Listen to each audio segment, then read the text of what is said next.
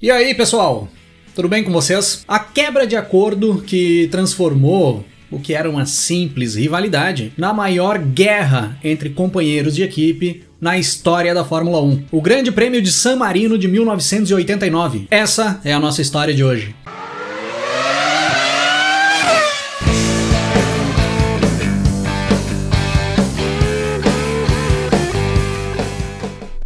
O Grande Prêmio de San Marino de 1989 era a segunda etapa do Campeonato Mundial de Fórmula 1 daquele ano, com data marcada para o dia 23 de abril de 1989, no circuito de Imola, na Itália. Era ali ainda o início da segunda temporada, com Ayrton Senna e Alain Prost como companheiros de equipe na Fórmula 1. Após um ano com domínio absurdo da McLaren, equipada com os motores Honda e com Senna e Prost dentro dos cockpits, os dois iniciavam o ano de 1989 novamente como favoritos a brigar pelo título mundial. Mas na primeira etapa da temporada, o Grande Prêmio do Brasil de 89, não deu McLaren. O inglês Nigel Mansell, com a Ferrari, acabou levando a melhor e ficou com a vitória no Grande Prêmio do Brasil. O Alain Prost conseguiu chegar na segunda posição. E o outro brasileiro, o Maurício Gugelmin, com a March, conseguiu uma ótima terceira posição, o que seria ali o único pódio do Maurício Gugelmin em sua carreira dentro da Fórmula 1. O Senna, que tinha feito a pole position em Jacarepaguá, 1989, se envolveu em um acidente logo após a largada, perdeu muito tempo no decorrer da corrida por conta desse acidente e acabou terminando apenas na 11ª posição,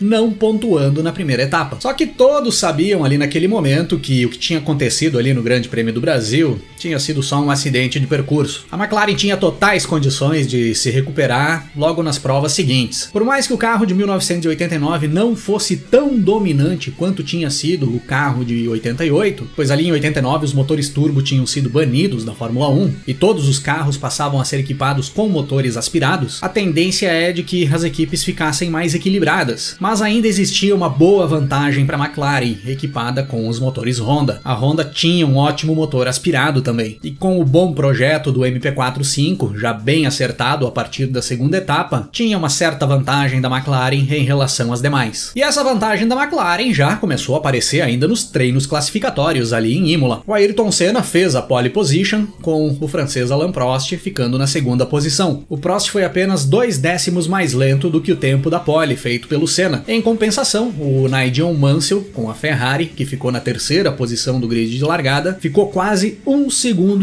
atrás de Senna e Prost. Olha a diferença de desempenho da McLaren para as demais. O brasileiro Nelson Piquet, que fazia ali o seu segundo ano correndo pela Lotus, conseguiu se classificar para a 8ª posição para o grid de largada. E o Maurício Gugelmin, que tinha feito uma corrida espetacular na primeira etapa de 89 no Brasil, acabou classificando apenas na 19ª posição. O Gugelmin vinha enfrentando muitos problemas com a marcha ali no final de semana em Imola e não conseguia fazer aquele carro render. E nós tínhamos um quarto brasileiro dentro da Fórmula 1 ali em 1989, Roberto Pupo Moreno, que acabou não conseguindo se classificar para o grid de largada do Grande Prêmio de San Marino. O carro da Coloni, a equipe que o Moreno integrava ali em 1989, era um horror. Era praticamente impossível passar da pré-classificação com aquele carro. Então nós tínhamos 3 brasileiros ali integrando o grid de largada do Grande Prêmio de San Marino de 89. Senna na primeira posição, o Nelson Piquet em 8º e o Maurício Gugelmin em 19º. Nas semanas que antecederam o Grande Prêmio de San Marino de 89, começou a rolar um papo no paddock e na imprensa que acabou deixando o Prost bem irritado. Foi nesse momento da temporada de 1989 que começou a rolar o papo de que a Honda vinha trabalhando dentro da McLaren para beneficiar o Ayrton Senna em relação ao Alain Prost. Um alto funcionário da Honda, na época, supostamente falou que o Senna representava para a Honda a juventude e o ardor, e os japoneses viam nele o futuro da Honda dentro da Fórmula 1. O Prost ficou extremamente incomodado com isso, e aí começou a rolar um grande desconforto, principalmente entre o Prost e o Ron Dennis, o chefe de equipe da McLaren ali naquele momento. O Ron Dennis vinha tentando tranquilizar o Prost, e o Prost achava que o Ron Dennis estava simplesmente enrolando ele, que o Ron Dennis estaria junto com a Honda nessa linha de pensamento. E outro detalhe importante desse grande prêmio é que nós tínhamos ali na primeira fila do grid de largada Senna e Prost. Os dois carros da McLaren formavam a primeira fila. E para estas condições de largada, Senna e Prost tinham selado um acordo. Os dois não se atacariam na briga por posição na pista logo após a largada. Nestas condições de largada, com os dois largando ali na frente, na primeira fila, os dois deveriam largar e se manter nas posições que estivessem logo após a largada. Os ataques e as brigas por posição deveriam acontecer somente no decorrer da primeira volta, após os dois passarem pelas primeiras freadas e contornarem as primeiras curvas do circuito, para evitar que acontecesse qualquer incidente entre os dois, qualquer enrosco que acabasse prejudicando as pretensões deles dentro do campeonato e também as pretensões da McLaren, que seria prejudicada como um todo se acontecesse algum toque entre os dois. E é desta forma que nós temos a largada para as 60 voltas do Grande Prêmio de San Marino de 1989. O Senna larga bem e se mantém na ponta. O Prost também larga bem e fica na segunda posição, segurando a pressão do Mansell, que vinha em terceiro. E já era visível o forte ritmo que a McLaren tinha ali na corrida. Com pouco mais de meia volta, Senna e Prost já iam abrindo muita distância para os demais pilotos da pista. Fechando a primeira volta, nós tínhamos Senna na primeira posição, com Prost em segundo, Mansell em terceiro, o italiano Riccardo Patrese da Williams em quarto, o austríaco Gerhard Berger da Ferrari em quinto e o belga Thierry Boutsen da Williams em sexto. O Nelson Piquet era o oitavo colocado e o Maurício Gugelmin seguia na 19ª posição. Com o Prost e o Senna disparando lá na frente do pelotão, a briga interessante nesse início de corrida era pela terceira posição, com as duas Ferraris e as duas Williams se atacando bastante. Mas na abertura da quarta volta do Grande Prêmio de San Marino de 89, o Gerhard Berger, que estava no meio desse bolo aí, brigando pela terceira posição, perde o controle da Ferrari na curva Tamburello e bate muito forte no muro na beira da pista. Após a batida, o carro sai deslizando pela grama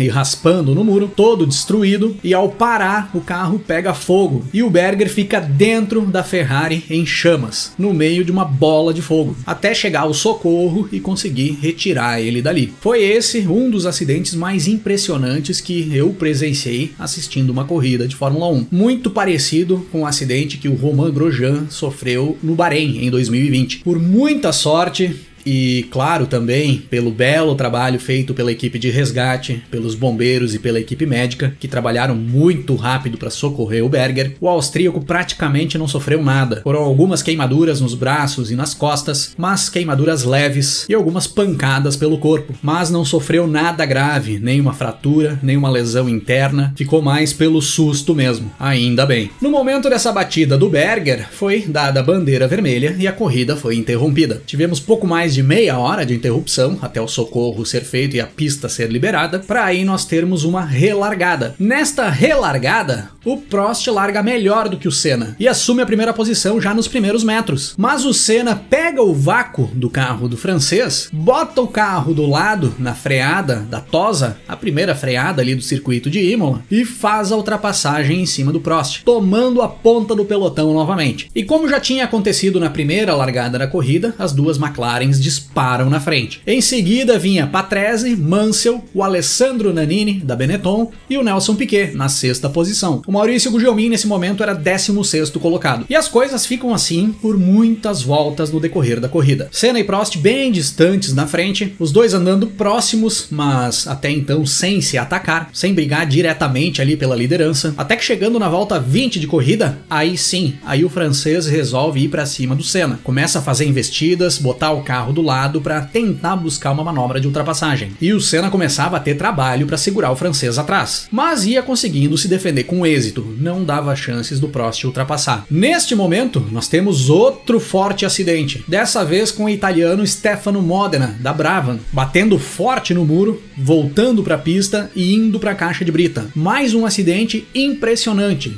mas sem graves consequências para o piloto. Logo em seguida, o Riccardo Patrese tem problemas na Williams, e aí o inglês Nigel Mansell se aproveita desses problemas do Patrese e faz a ultrapassagem em cima do italiano. A partir daí o Patrese fica lento na pista e acaba abandonando. Só que a alegria do Mansell durou pouco. Uma volta depois, a Ferrari do inglês teve problemas na caixa de câmbio e o Mansell precisou abandonar também. Era fim de prova para o inglês e também para a equipe Ferrari, que já tinha os dois carros fora da corrida. Chegando na volta 25 de corrida, nós tínhamos Senna, Prost, Nannini, Nelson Piquet, Derek Warwick e Thierry Boutsen. E o Senna já conseguia, a partir dali, abrir uma boa distância em relação ao Prost. Após os dois pegarem vários retardatários na pista, o Senna conseguiu abrir uma boa diferença negociando melhor as ultrapassagens. Passando das 30 voltas de corrida, o Nelson Piquet abandona o Grande Prêmio de San Marino de 89. Era fim de prova para um dos brasileiros ali naquele momento. E o Maurício Gugelmin, que vinha andando mais para trás, vinha tendo uma corrida bem complicada. Tinha furado um pneu,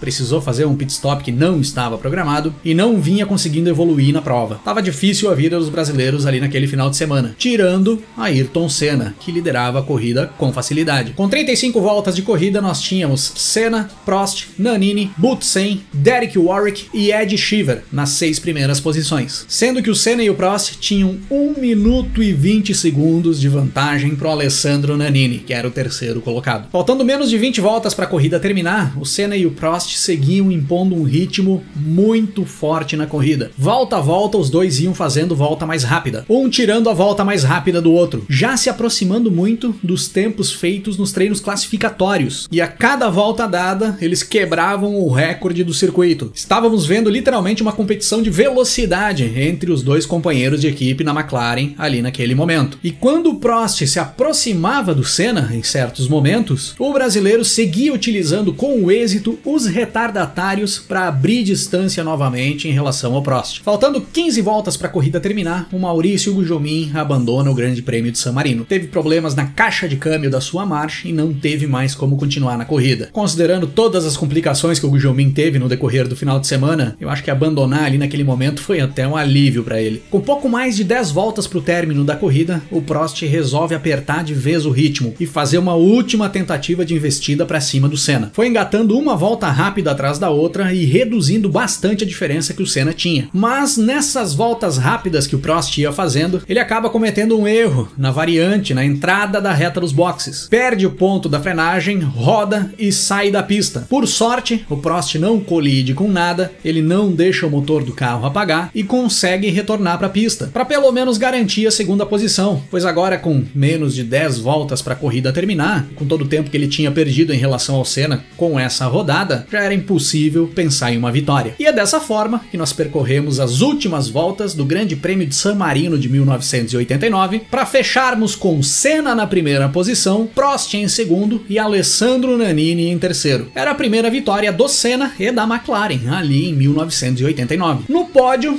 era visível o descontentamento do Alain Prost, que nem quis participar da comemoração com champanhe. O Senna até tentou puxar o francês ali para dentro da comemoração, mas ele se negou, nem deu as caras pro Senna. E o francês foi conversar com o brasileiro após a cerimônia do pódio, para questionar o que tinha acontecido logo após a relargada, pois na relargada, após a interrupção da corrida pelo acidente do Berger, o Senna, que estava na primeira posição, tinha alinhado no primeiro colchete, não larga bem. O Prost larga melhor e ele assume a ponta da corrida ali nos primeiros metros. Só que o Senna vai para cima do francês logo na sequência e faz a ultrapassagem em cima do Prost na primeira freada da corrida. Segundo o francês, o Senna não tinha cumprido o que os dois tinham combinado para essas situações onde os dois estivessem largando ali na frente, de não brigar por posição logo após a largada. E o Senna respondeu para o francês que ali naquele momento não era uma largada, era uma relargada que colocava em movimento novamente os carros na corrida, que já estava em andamento, onde antes da interrupção da prova, antes do acidente do Berger, o Senna era o líder, com quase 3 segundos de vantagem para o Prost. Então ele se via no direito de seguir como líder da corrida, e de certa forma,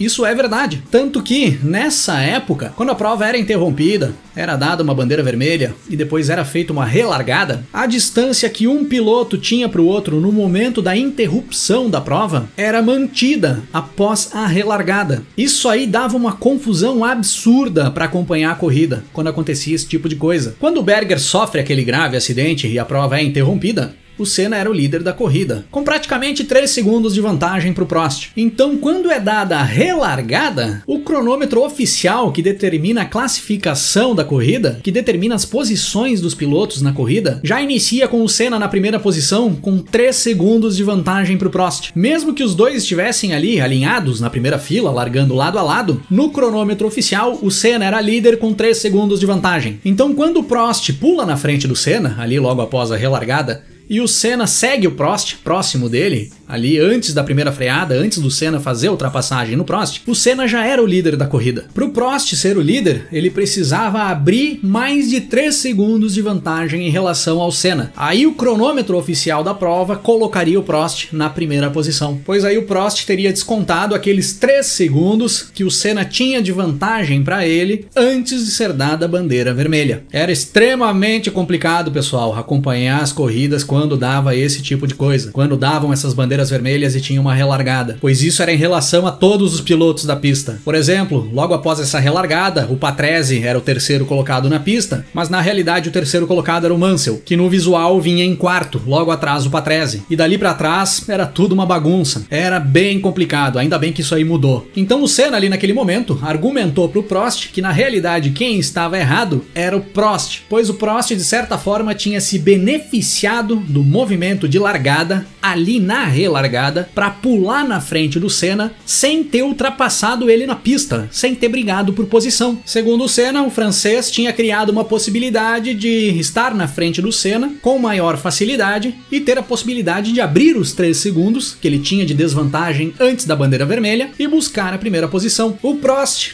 não engoliu essa argumentação do Senna, ou fez que não engoliu. O Senna não entendeu, ou fez que não entendeu a reclamação do Prost. O que é certo é que o Prost não queria perder mais um campeonato para o Senna. E ele já estava indignado com o papo de que a Honda supostamente estaria beneficiando o brasileiro. E o que aconteceu ali em Imola, em 1989, foi o suficiente para acabar com qualquer resquício de amizade e parceria que existia entre os dois. E criar o clima mais tenso e hostil que já se viu entre dois companheiros de equipe no decorrer de toda a história da Fórmula 1, que acabou se desenrolando em muitos acontecimentos históricos ali no decorrer de 1989, que ainda vão render muitos episódios aqui no canal.